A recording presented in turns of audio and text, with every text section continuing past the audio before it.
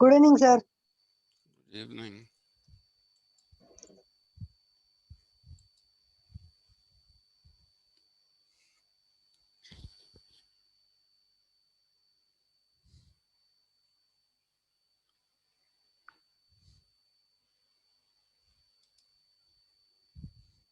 Sir, Yes, sir. sir, how are today House of Lord members are elected, sir, in British? There are still peerages, but a couple of they're not really elected. They are peerages, hereditary thing. That is why they wanted to abolish it. Good evening, sir. Good evening.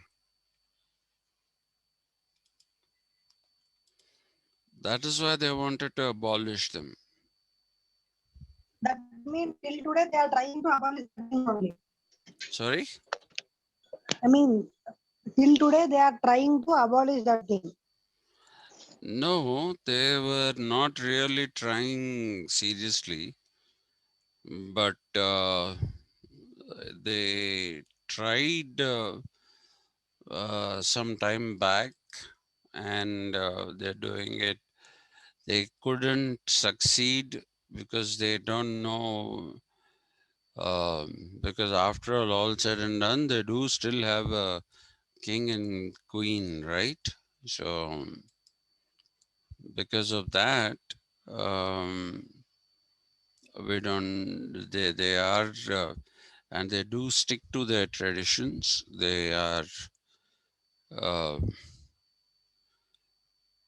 they are very particular about the fact that they stick to their traditions.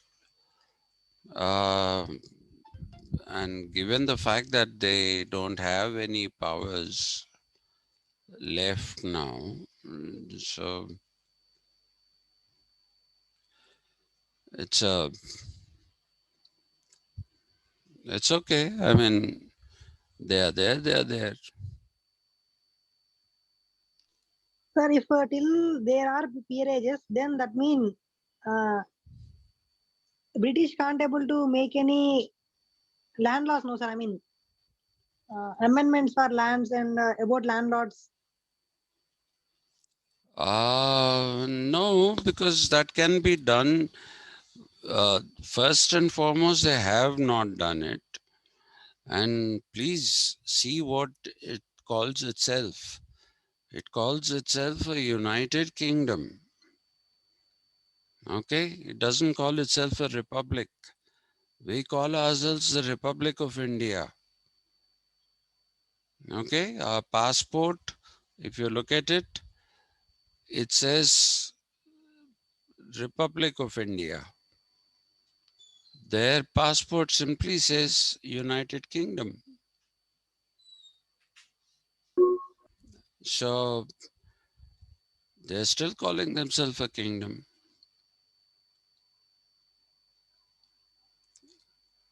You get what I'm trying to say? Yes, sir. Yeah, so reforms, if they want, they can carry out through the House of Commons, which is where all the powers are. The powers are all concentrated now in the House of Commons. The House of Lords, one second.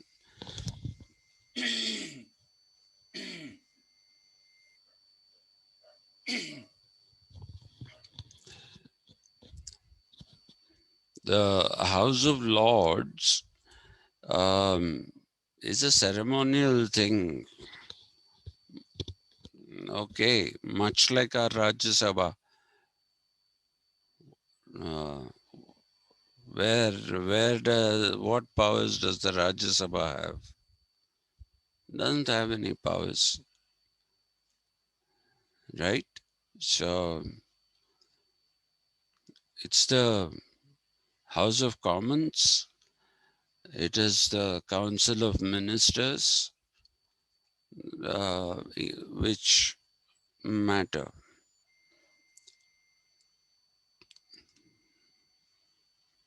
Any other questions?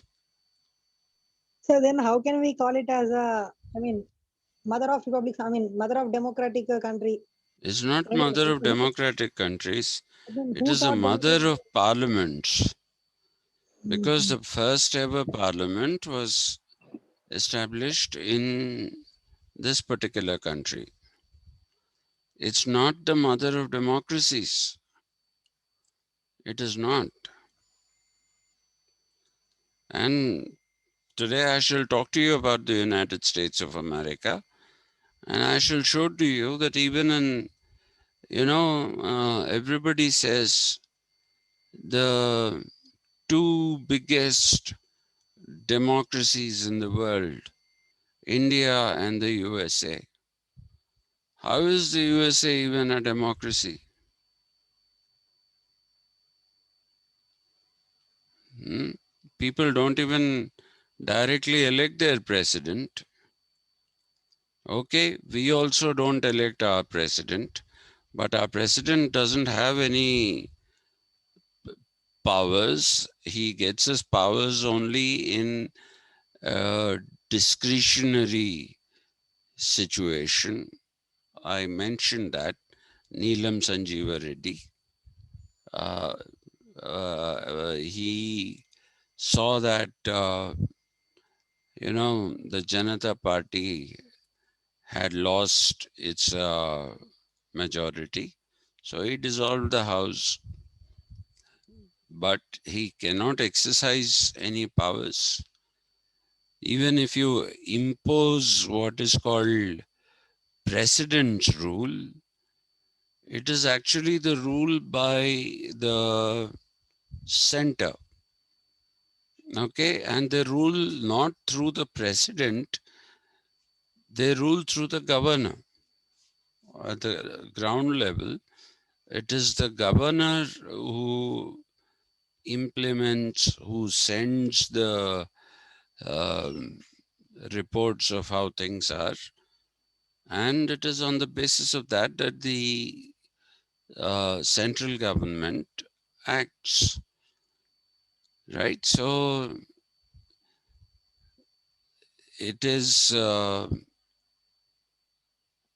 basically like in India.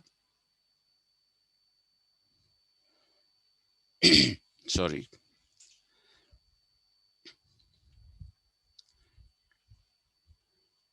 Yeah.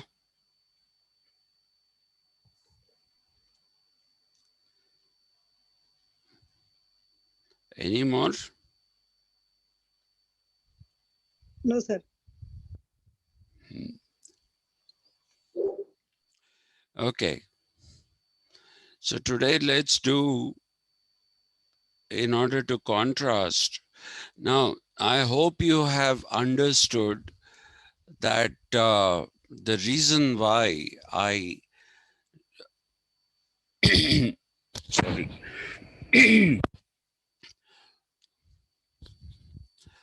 the reason why I have um, dealt with uh, the British Parliament and its evolution.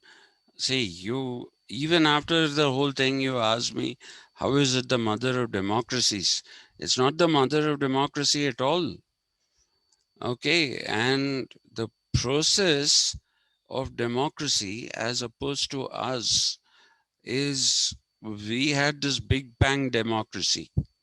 Okay, till 11:59, 14th of August 1947, we didn't even have a political entity called India. It never had democracy. And this entity comes into being suddenly at 0 hours of the 15th of August 1947. And from there, we become a democracy.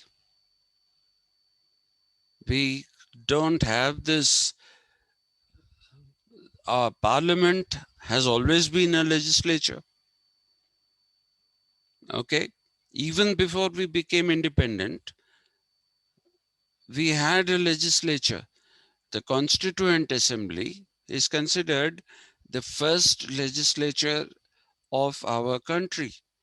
And when was the Constituent Assembly set up? 1946.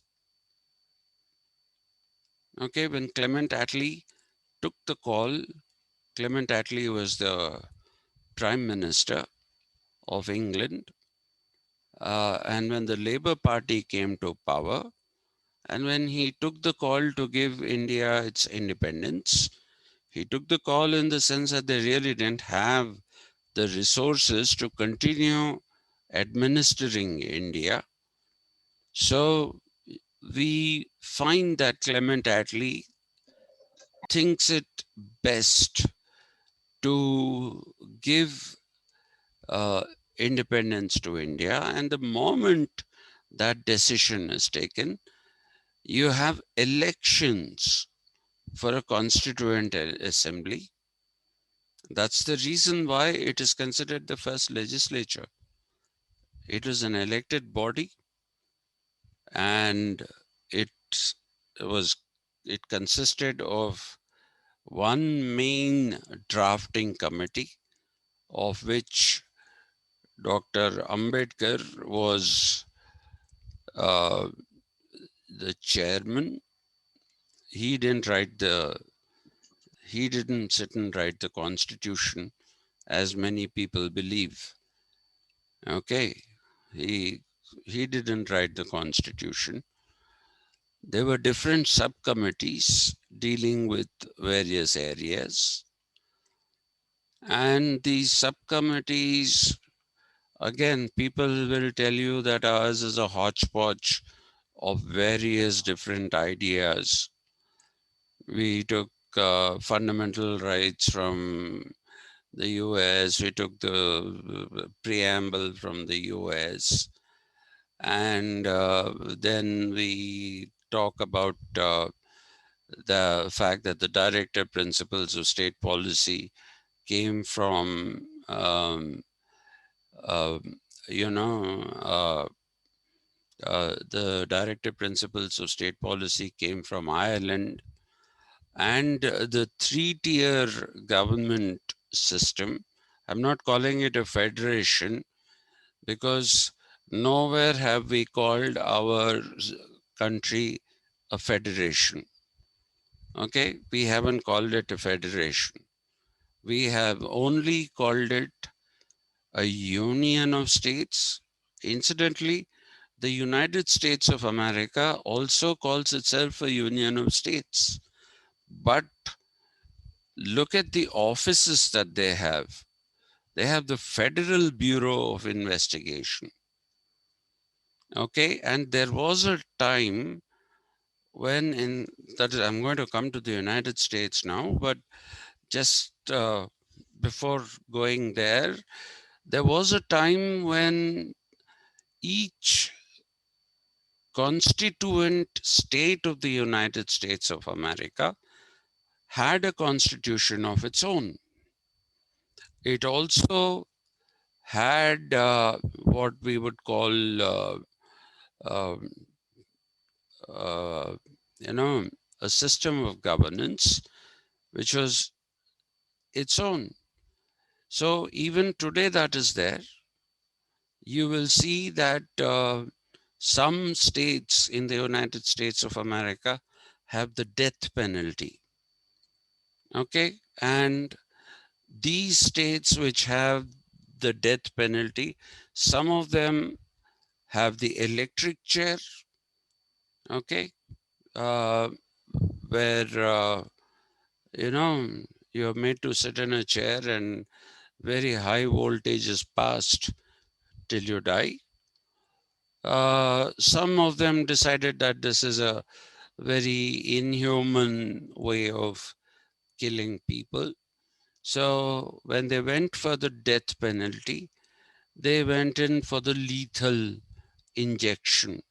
This is a much later edition. Now, most states which are, let us say, having the death penalty, implement this system, lethal injection, though there are states still that have uh, death by passing, making somebody sit in in a chair and passing electricity through that. I don't know if you saw this film called The Green Mile. uh, I'm sorry. Um, uh, Green Mile will that is set in a U.S. prison, and uh, it is essentially about uh, a woman, sorry, a man who's facing the death penalty. If you have the chance to see it, please see that film, The Green Mile. What the Green Mile refers to is the last stretch where the prisoner walks from his cell to the room where the electric chair is. Okay, and unlike in India, where we have hanging still, there they don't have that, of course. But in India, there is no audience. In the USA, wherever there is a death penalty, there is an audience. And if somebody murders, say, if I have a daughter and my daughter is murdered, and the murderer is caught and convicted, and if they have the whole idea of death, then the family of me as a father, my wife, and some immediate members who may be brothers and sisters of the person who was killed, they are there to witness the death. Whereas in our country, the only people who are there are a doctor to confirm the death. Okay, because at one time, people used to be hanged, but if they didn't die, if they didn't die while being hanged, and then the rule was, and it still is, I'm told, in the British Constitution, uh, that if that person survives beyond some 10 minutes or something of hanging, he's still alive, then that person is revived and allowed to go free. So in India, the system says very clearly that we have to hang people till death. And so there is a doctor to confirm that the person who has been hanged has died. There's a hangman who, I believe there's only one left in India now. Okay. And then there are the local police officials, and that's about it. No other audience. But there they have an audience. Different people are allowed to come and watch the execution either through lethal injection or through an electric chair.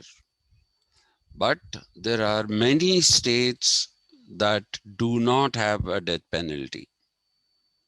Okay, and again, the interpretation of the death penalty also differs. Now, in the beginning, when we said we are going to give somebody life imprisonment, okay, usually after 12 years, a person who was uh, given life imprisonment was set free. Do you know the reason why? The reason was that the average age or average lifespan, not age, I'm sorry, the average lifespan of Indians was 22 years. So, first and foremost, you are convicting somebody who's at least 18 years old. Okay, if he is not 18 years old, or he or she is not 18 years old, then they come under the juvenile uh, category, and there is a separate court for juveniles, and they are sent to Borstal schools, Borstal, and all they are sent there. Uh, they are also called correctional facilities for juveniles.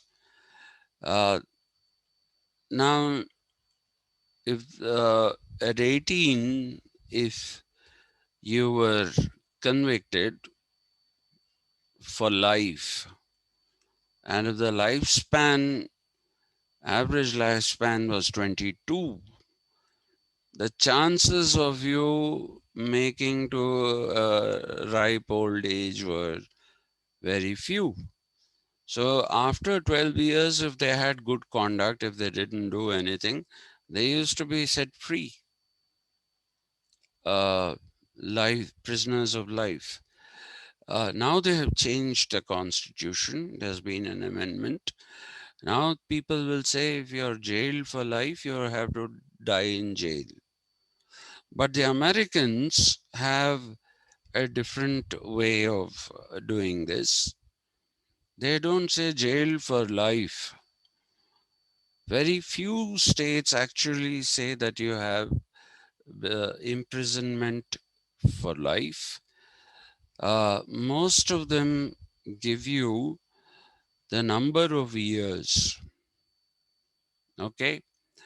And depending upon the kind of, what should I say, depending upon the kind of uh, crime that has been committed, and if it is something that is compounded with several crimes, then people have been given death, not death, sorry, sentences of imprisonment for 375 years, 550 years, okay? And they have a system called parole, Parole. And parole is something that is given to people. If they behave well, they are eligible for parole. When they are eligible for parole, what it means is that they can come out, but they have to go and sign in a police station every day. And there are limits set to where they can go and where they cannot go. So that is the system of parole. We don't have that system here. They have it. And depending on the crime, if it is a very bad crime, then one will see that you have uh, people not being given parole at all. So it's changes. So that is federal. Okay. But what we have, and let's therefore be very careful, we have a 3-tier government system. There are 3 tiers. TEIR is not tire, it is tier. So the lowest tier is the local self-government, which is the Panchayat Raj. Above that, you have the second tier, which is the state government. And then we have the idea of we have the idea of the central government or the union government. Okay, the constitution calls it the union government.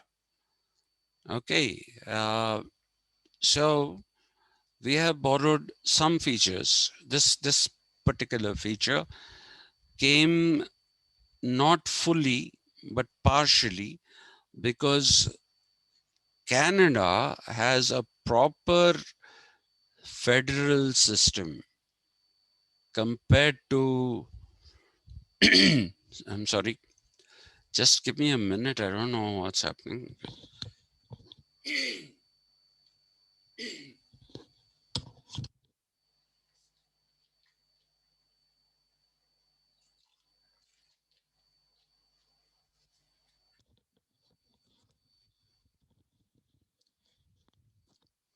Sorry.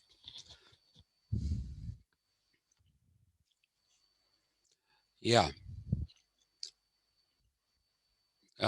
So the thing that the point that I'm trying to make uh, at this moment is that we have borrowed some features, but it's not a mix and match kind of a thing.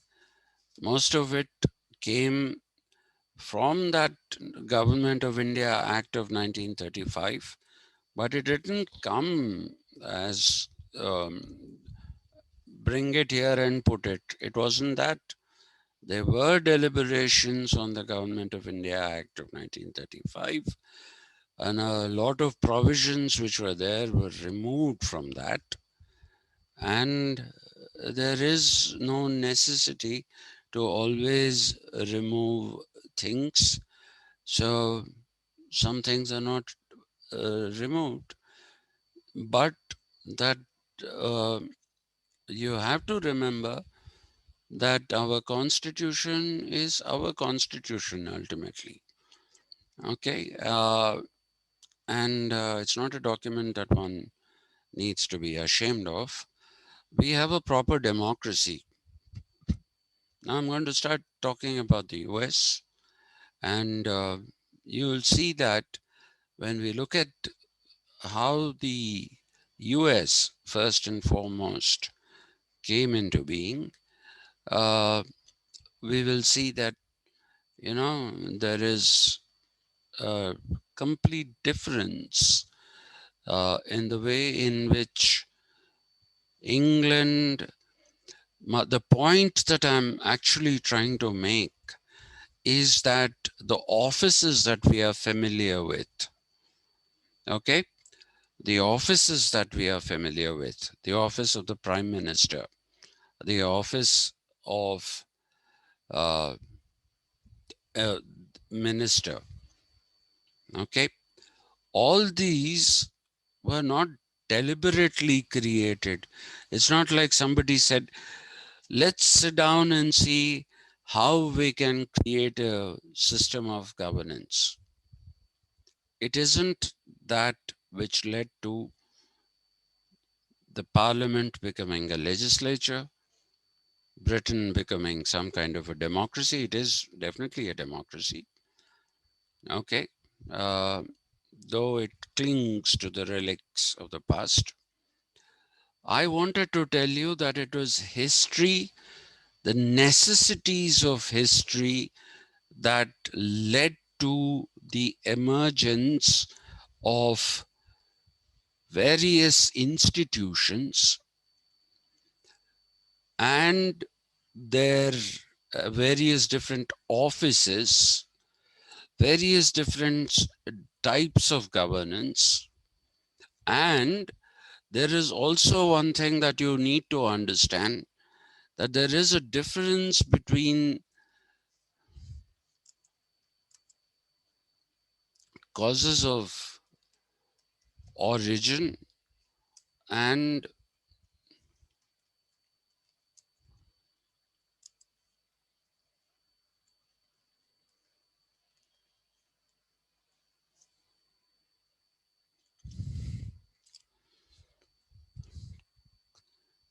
causes of origin and causes of persistence. What was the cause of origin for the parliament? It was because people were trying to, people meaning the feudal lords, were trying to draw the attention of the king to their problems. But the causes of persistence, meaning now, 10 centuries later, okay, if you are looking at why the thing still continues to exist, the parliament, the reasons are totally different. Okay, so the causes of origin have disappeared. They are no longer a part of that institution. The causes of persistence are those which are changing with time. The House of Lords at one time was truly the upper house, but in the tumult that took place in Britain in the 19th century, you had democracy come in a limited way, of course, because women were still not enfranchised. But you do have a democracy happening, and you do see that you know common people can contest elections. Even subjects from the colonial world, like Dadabhai Naoroji, could be elected. So what does all that tell you? It tells you that, it is a concatenation of circumstances that led to the emergence of institutions as we know them.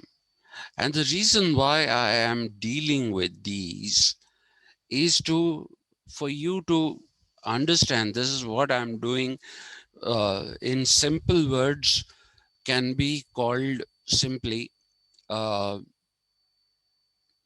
comparative government and politics, in simple words. Though I'm doing much beyond that. I'm looking at the history behind each of the institutions in different contexts. If Britain represents a particular context, then the next country that represents another context is the US of A, or the United States of America. Okay, so let's start understanding the United States of America.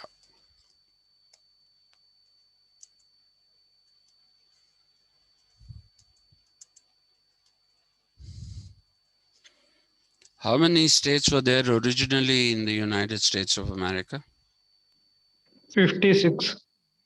56. 13 states. 13, I think, sir. 13 states, sir. Now how many are there? 56. 56. Only Or 50, sir. 50.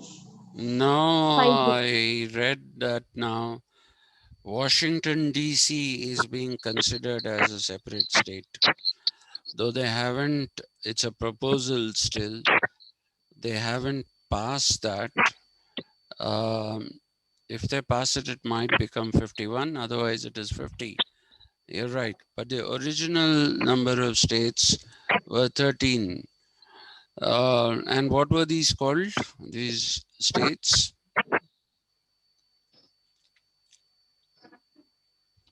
Anyone? Stay. These 13 states had a name. Colonies. No, that they were. But once they became independent, they were no longer colonies, right? So they were called something. Federation, sir. No.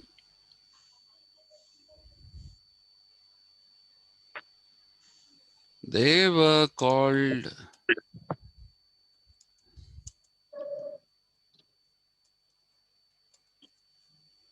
New England.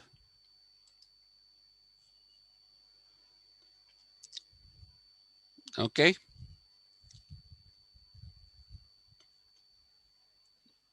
Are you with me? Yes, sir. They were called New England. Even today, the original 13 states, most of which are on the East Coast, not most, all of them are on the East Coast of America. They are called the New England states.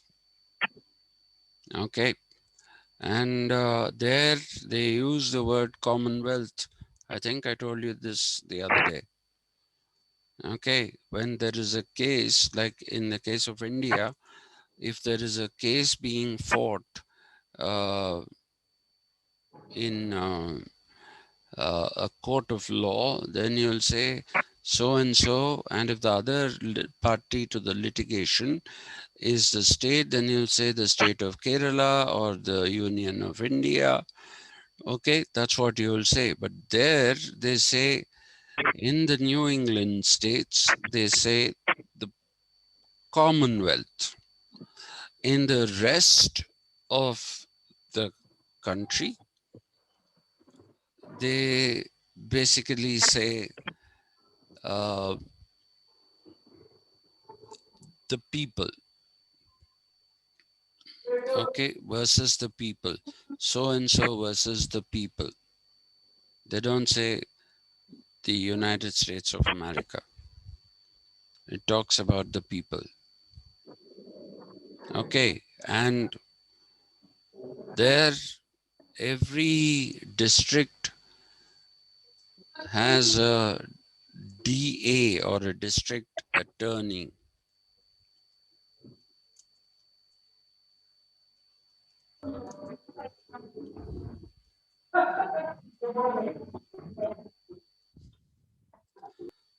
And yet again, some district attorneys in some states are not, in some states, you have to run for the office of the district attorney.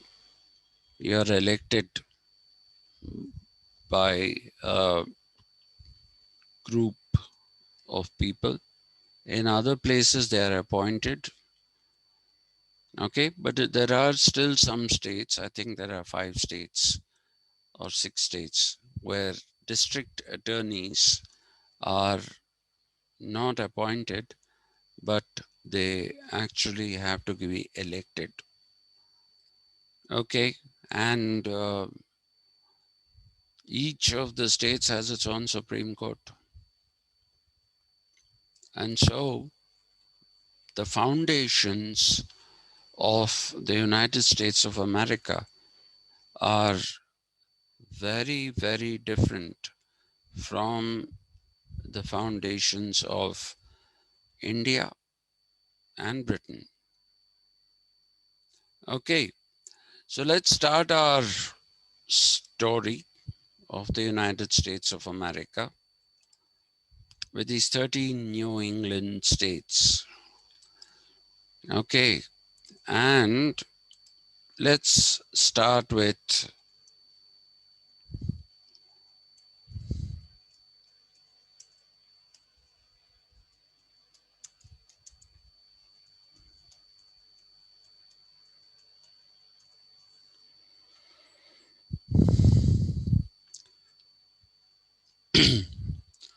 Declaration of Independence.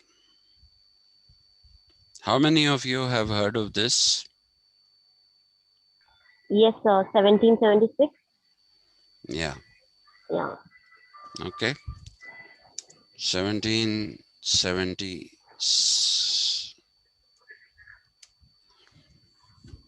So before that, we have to do about the war, right? What war? The Civil Independence War. War, This, 1774. sorry? The Independence War, the America's Independence War. America didn't fight any war of Okay, independence. not war in the sense, maybe movement, national movement type. There wasn't that either till, I mean, yeah, the Declaration of Independence was passed in 1776. I was just going to come to that. Yes, Okay. sir. How did they reach goal? Yeah, I'm going to tell you that. Yeah. I'm going to tell you that.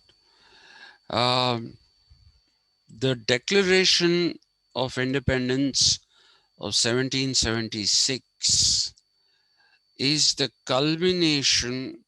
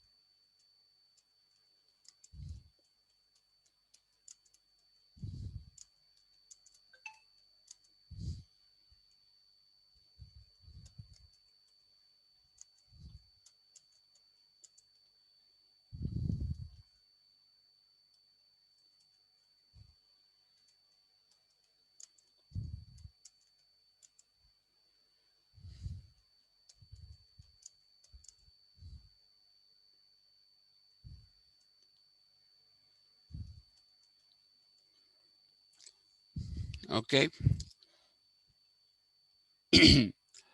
This was a time when there was tumult in Europe. Okay. Uh, Kings were fighting different wars. So was the King of England.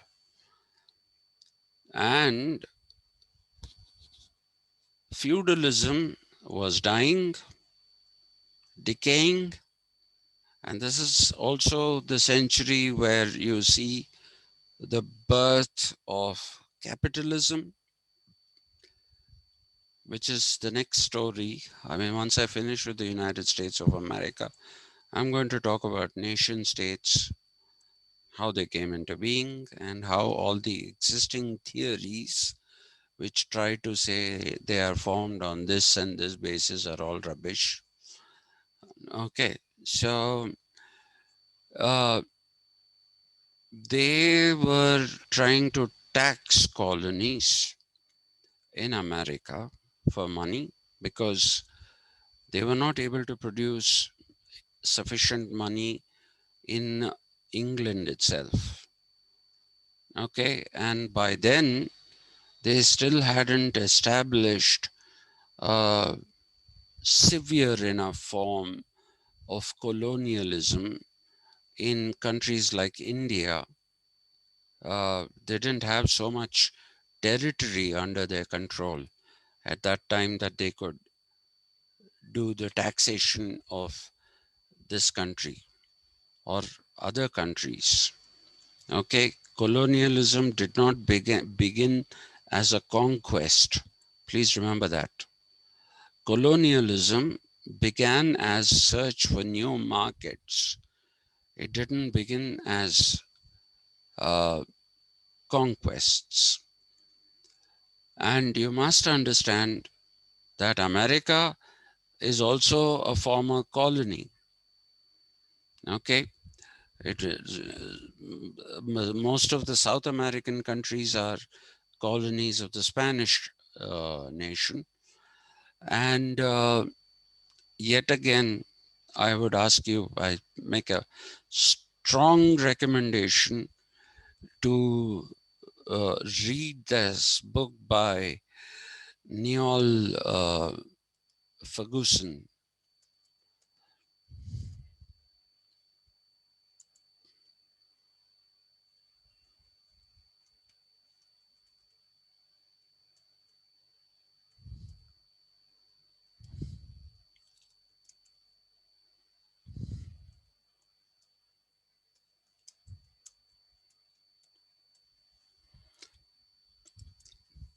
it's a very good book, a book that everybody should read. It tells you how smart the British were in outmaneuvering other colonial powers, especially Spain. Spain at one time was considered to have more wealth, but how England actually outdid Spain, and despite having fewer territories, was able to make greater gains through colonialism. Okay.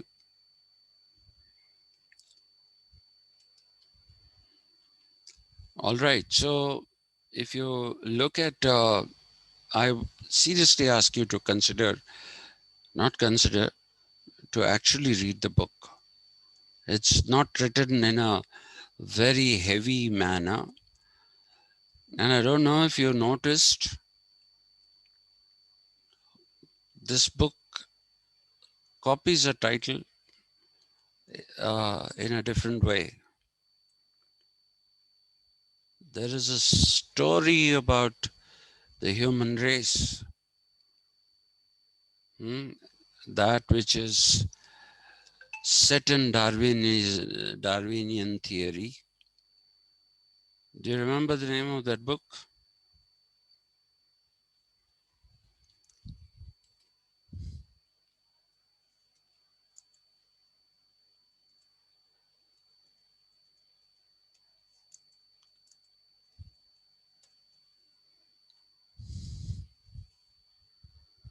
The Descent of Man.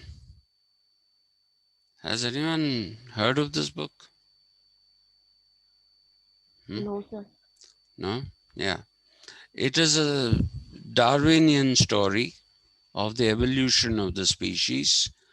The only thing with this is that it also takes a social and cultural anthropological look about our descent from the great apes.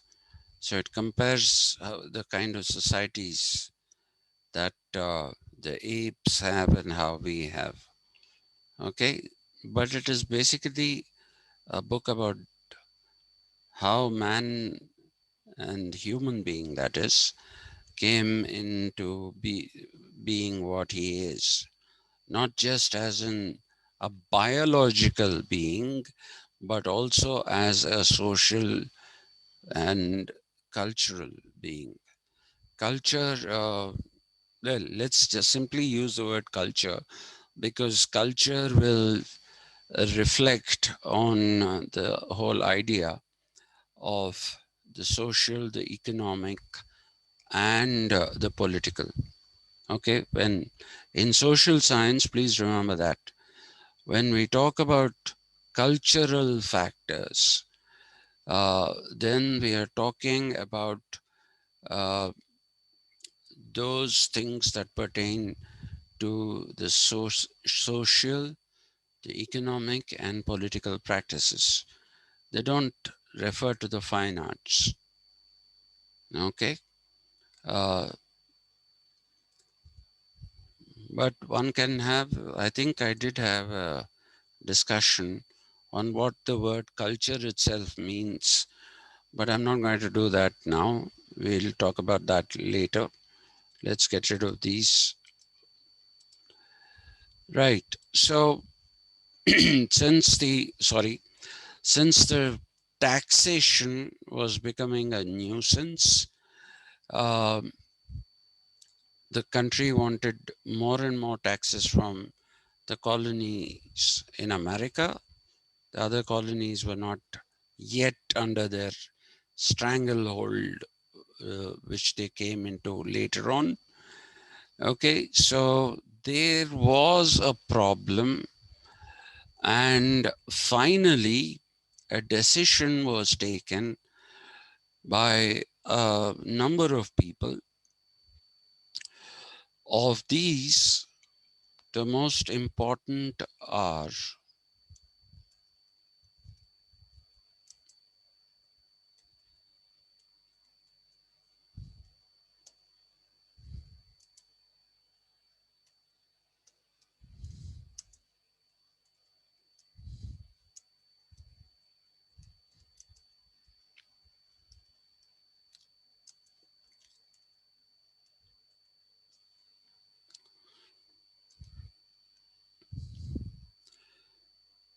Okay. Of all, there are other people involved as well. But you will see that these people are the most important and pivotal figures, so to speak, right? So what you find happened is that Thomas Jefferson was finally tasked to write out the Declaration of Independence. And I must tell you that what I say about Thomas Jefferson, you should take it with, probably take it with a little bit of salt. That is because I'm personally a great admirer of Jefferson. Okay. Has anyone actually read the Declaration of Independence? Anyone? No? Okay. Please try to read the Declaration of Independence. Please see the way in which it is written. It's an amazing piece of writing, the Declaration of Independence. Okay? It's an amazing piece of writing, and it was done by Thomas Jefferson. And a team of people consisting of these three went to England and presented the Declaration of Independence to the king.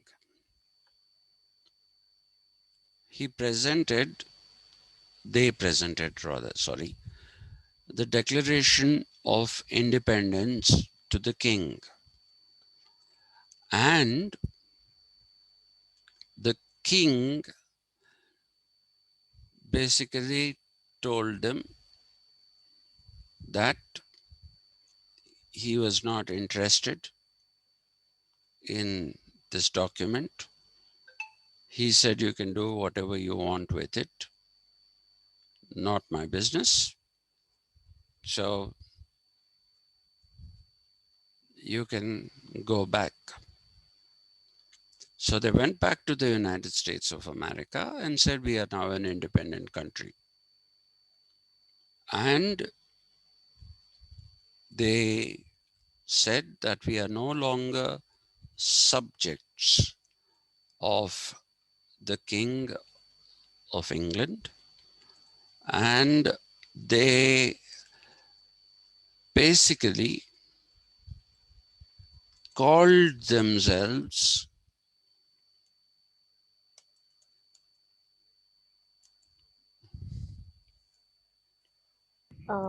Sir, when did actually Britain made America their colony? if you start with the Pilgrim Fathers, it is in the 16th century with the Pilgrim Fathers. Okay. Okay, and later on, different categories of people went. And they fought wars with the local Indians, the people there who were called Indians thanks to Columbus. I'm sure you know that story. So I'm Yes, not going sir. to tell you that. Now, this is a very important thing I want you to understand. The naming of the country, the United States of America. I don't know if you're aware of this, and I feel terrible that I've lost this document because it's a very, very rare document and I've lost it. I mean, lost it as in I trusted and gave it to somebody. Amulya, I think you have some books of mine. You have to return them, huh? There was also a document written by Ambedkar, which is called the Constitution of the United States of India. He wrote this around 1944 or 45, when it was becoming apparent that India will get its constitution, its independence. So he prepared this. It's not a big work like our present constitution. It's a very thin, almost like a pamphlet, like the Constitution of the United States of America. Okay, so, but it wouldn't have worked, and I'll talk about that later. Why they could never ever be United States of India. That nomenclature just wouldn't have worked. United States of America basically meant that the 13 states were more, what is the correct word here? Not more, let's use this word, were primary and they united to form the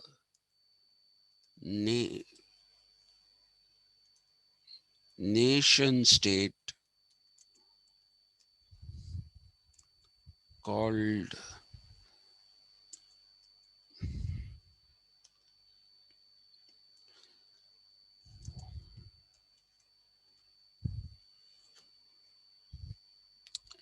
they came together and called themselves the United States of America. Okay, and most of these places, most of these states had and continue to have names which were originally there in England, because these were all immigrants, settlers who went from England, right? So when they went there, they set up their own states, and they used the name of the place from which a group of settlers went. So you've all heard of Harvard University, right? Yes, sir. Okay. Can you tell me where it is settled, where it is located?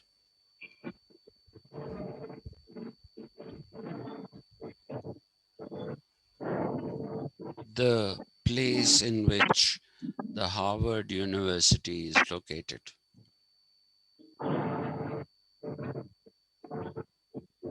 Hmm? It's called Cambridge. It was a small town called Cambridge. Later on, the city of Boston expanded, so it is now merged with Boston, but still the place is Cambridge. Similarly, if you look at New York, there is a place still in England called York.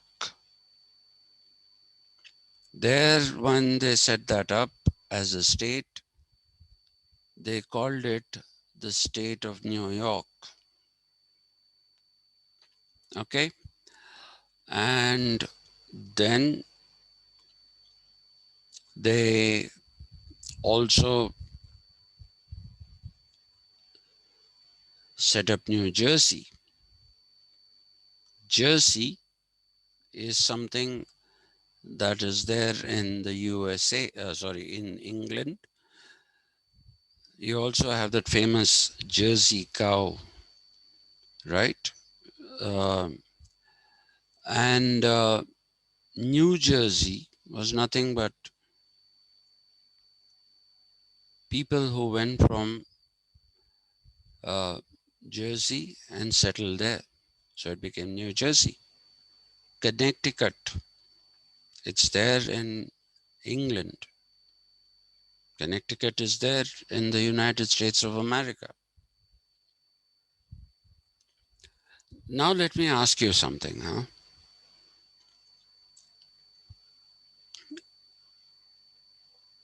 How many Indian cities exist with the same names in the US? Does anyone know?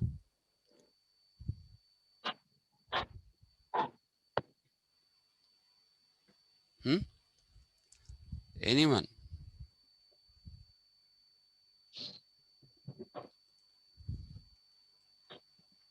Do you first of all know that there are Indian cities in the USA? I mean, the names of Indian cities?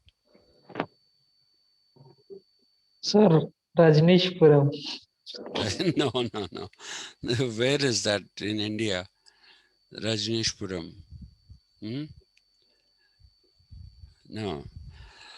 Well, this happened at a much later stage when people started going to the US after having worked in India. When they went to the US, groups went because they were all immigrants. They set up a place called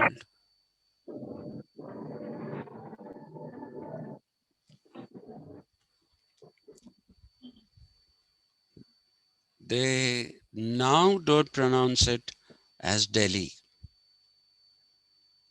They pronounce it as Delhi. Okay, but it is nothing but Delhi. And this is in the state of Ohio.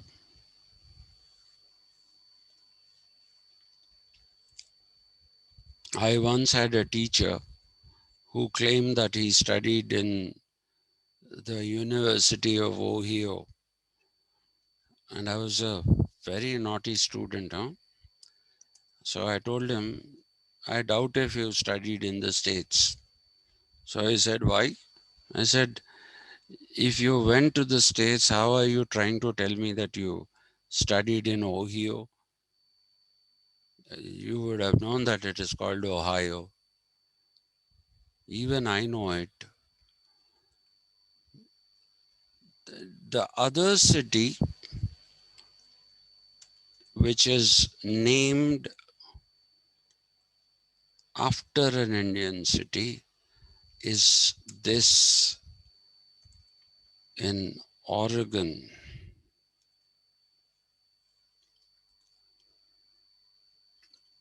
They pronounce it now as Madras. Does anyone know which city in India was Madras? Chennai. Yeah, it was always Madras only. It was never Chennai. There was no Chennai.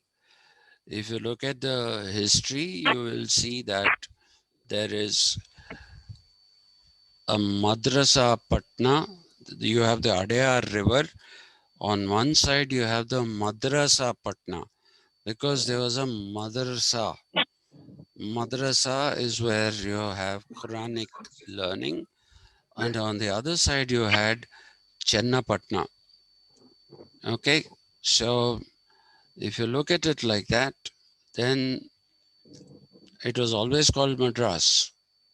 Madrasa Patna became Madras in the hands of the British, and it went, when a group went from here, group of not Indians, Britishers who went from here, it became Madras. Now I'll throw a bomb at you. There is a place in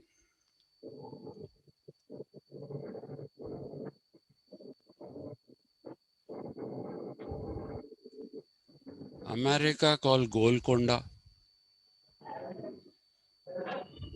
Okay, there is a place called Golconda, and apart from that, there are two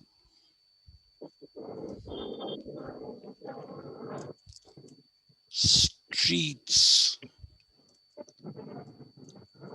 called Golconda in two towns. I forget that.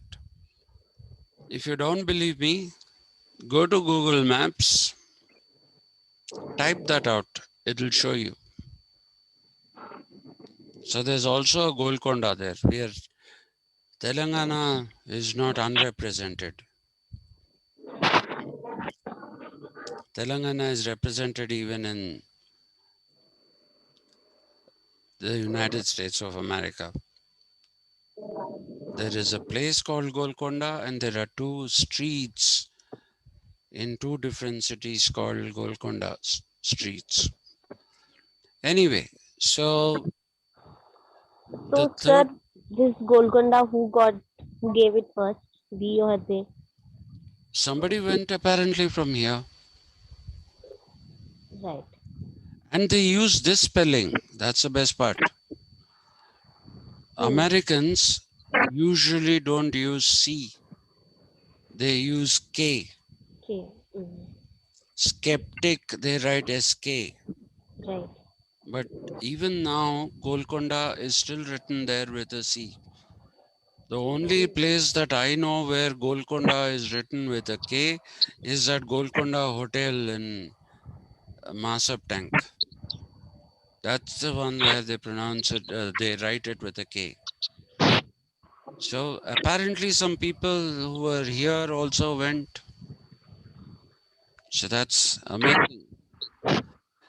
Anyway, so it shows that it is all immigrants. And by the time the Declaration of Independence was written and the 13 states came together and called themselves the United States of America, they said our primary identity is our state. So if you belonged to Connecticut, then you were originally from Connecticut. You held a citizenship of Connecticut, and you also held a citizenship of the United States of America. If you belonged to Massachusetts, then you were originally from there.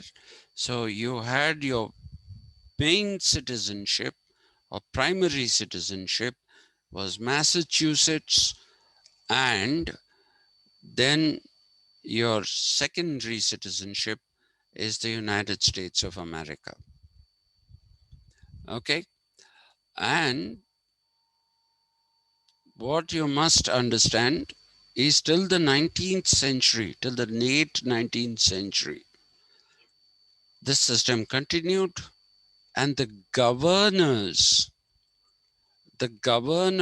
of states were more powerful than the president of the United States of America.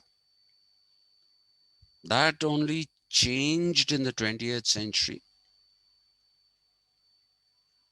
Okay, when they abolished this dual citizenship and all that. Otherwise, your primary citizenship was the state to which you belonged. And if you went elsewhere, people could ask you, why have you come here? Okay, so that is the reason why each of the states has its own Supreme Court. And though they have what is called, what jurisdiction is it? Oh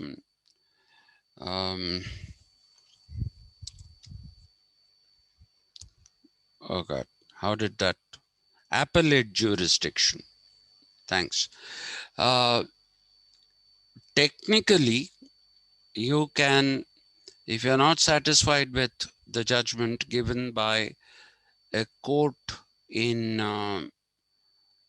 if you're not happy with the Supreme Court of certain state and its judgment, then you can approach the Supreme Court of America.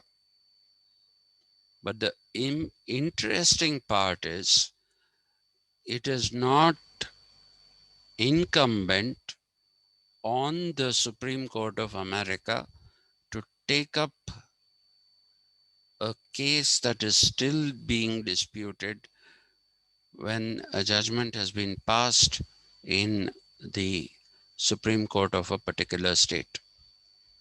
And that is why they have lobbying there.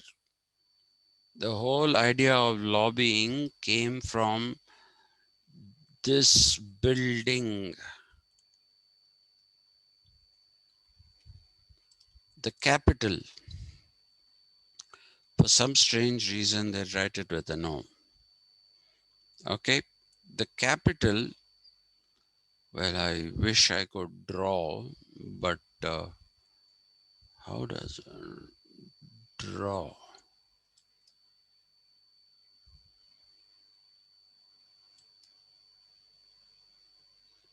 How does one draw with this? Oh, like this.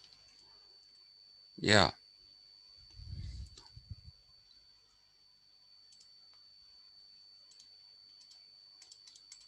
What you draw can't be erased.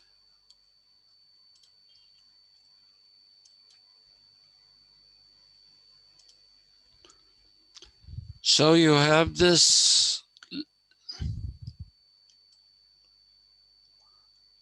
Now this is going to be very.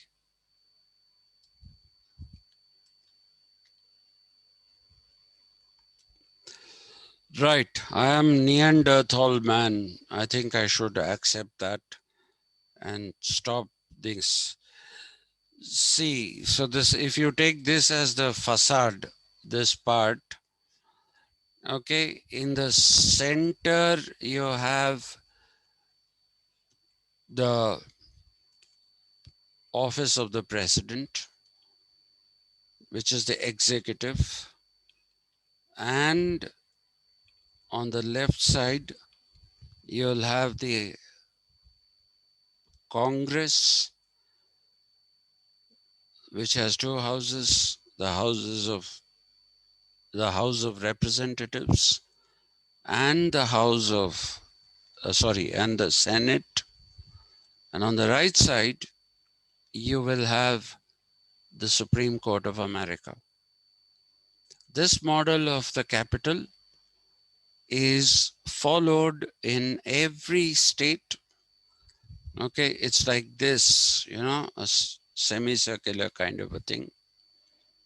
And you will see that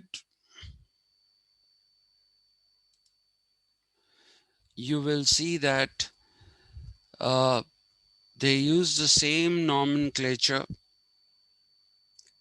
Only difference is that they don't use president, they use governor in the state.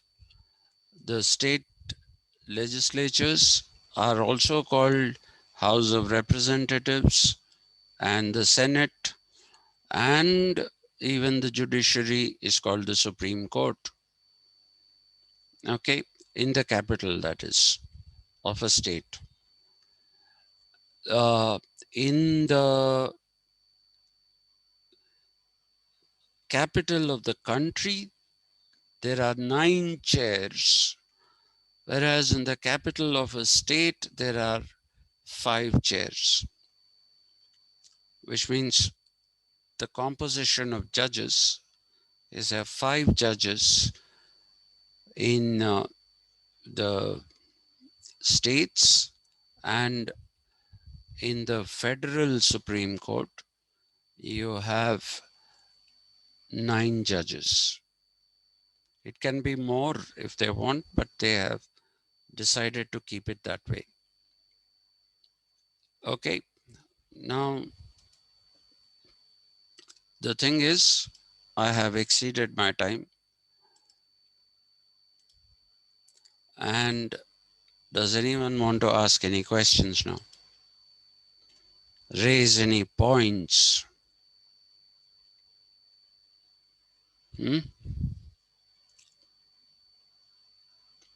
Raise any points?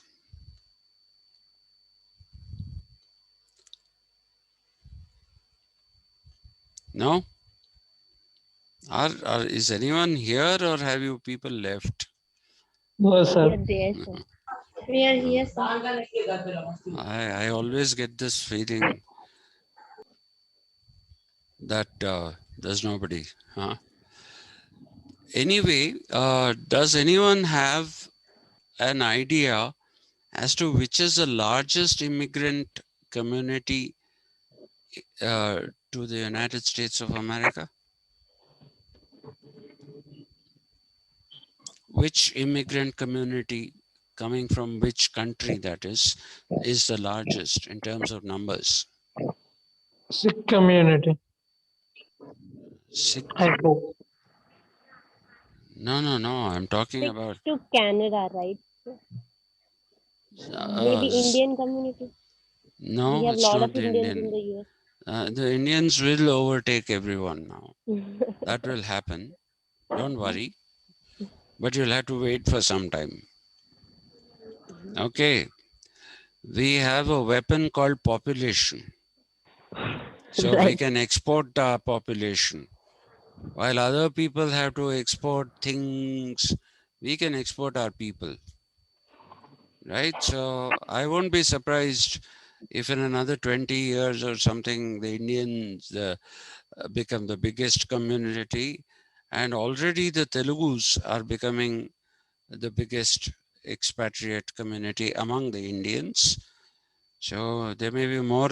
By the way, if any of you is interested, 1/4 of more than 1/4 of the Telugu speaking people in the country live outside India, live outside the Telugu speaking states. Okay, it was once only Andhra Pradesh, now both Telangana and Andhra Pradesh. And there also we maintain a caste system. The Reddys have a system called, an association called American Telugu Association. The Kammas have an association called TANA, which is Telugu Association of North America. And recently, a third association was formed. I don't know. I have to find out what caste affiliation this has. It's called NATA, North American Telugu Association. Okay, so we have all these. If you go to California, if you go to Fremont especially, you'll think you're in India. Please believe me. The Americans look like foreigners there. Okay, Fremont is like India. Parts of New Jersey are like India. That was the original Indian settlement. Now it is California, which has become the destination. the Bay Area, the Silicon Valley. So I'll stop here today. Tomorrow I shall go into the Constitution very briefly.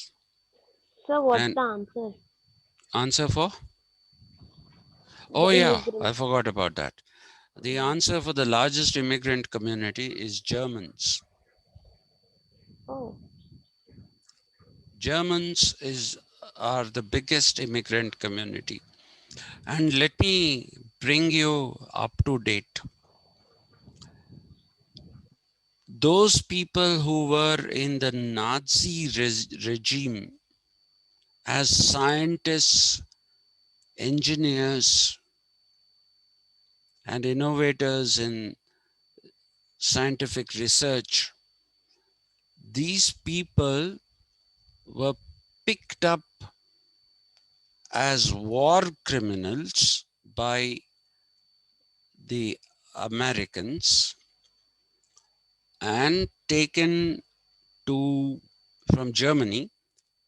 They said you have Nazi antecedents, so we're picking you up as criminals. They took them to the United States of America, and do you know what they did with them?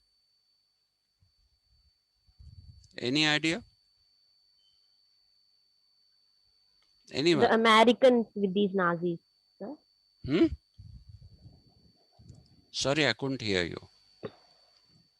What was your question, sir? See, What they did picked Americans do with the Nazis? the scientists, engineers, medical doctors, and other researchers in various fields of science. The Americans said that you are war criminals because you have Nazi antecedents, and they took them to America. And what did they do with them? Exploited their human resources. Exploited how? Huh? That was Rachna. Yes, sir. I'm impressed. None of these people were incarcerated. None of them were put in prisons. They were given assignments to speed up programs in America. So they Yes. use their skills and Sir, I knowledge to feel, develop sir, America. I think even today also Americans are exploiting, I think. Of course, they They're are not giving. exploiting, they're using them. Otherwise, they would Yeah, have been executed. yeah. They're using. Yeah. Yeah, Padma, you were saying something. I'm sorry. I couldn't. No, sir, I was just saying the same thing. They were using their skills, knowledge, forced to Yes. believe. So they not forcefully, they were quite happy to share it with them because they got freedom. Oh, They got freedom. They were given offices. They were the people who started work in NASA. The first rockets that were designed to go into space were done by German scientists. The atomic bombs that were actually dropped on Hiroshima and Nagasaki were not very good quality bombs. Okay, so even their atomic scientists later on became Germans. So all these missile technology, rocket launching technology, all these things, space missions, they were all taken care of by Germans. And the Germans are the biggest immigrant community. Though for some strange reason, they're not very vocal. They're not very vocal. It's the English, the Anglo-Saxon Protestants who control the country. Okay. But American science and technology its engineering prowess, its medical prowess, all grew because of the Germans that they took as war criminals. They told them, you are no longer war criminals, work for us, and you have your freedom. They were watched so that they don't try to escape.